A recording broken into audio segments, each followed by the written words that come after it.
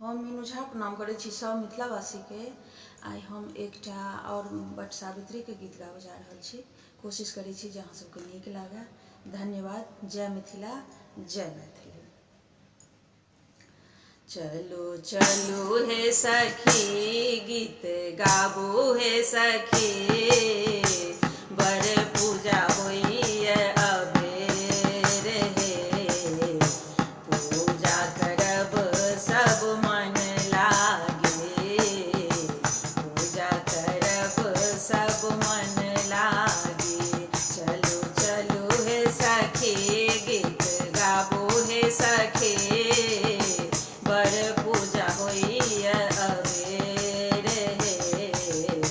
पूजा करब सब मन लागे, पूजा करब सब मन लागे।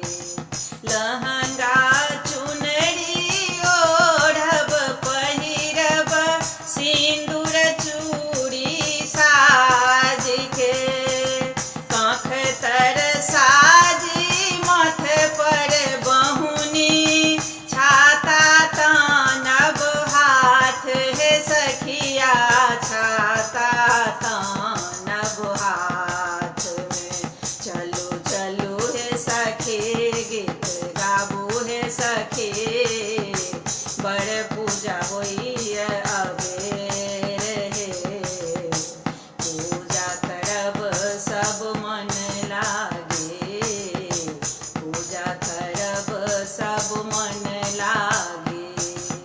धूप दीप नैवेद्य ओरियाओल, बिसहरि में ना पात पर, डाली बियन सब ओरियायब, दीप जरब अहि बात है सखिया, दीप जरब अहि बात में। चलू चलू हे सखी, गीत गाबू हे सखी, बड़ पूजा होइए अबेर हे। पूजा करब सब मन लागे, पूजा करब सब मन लागे।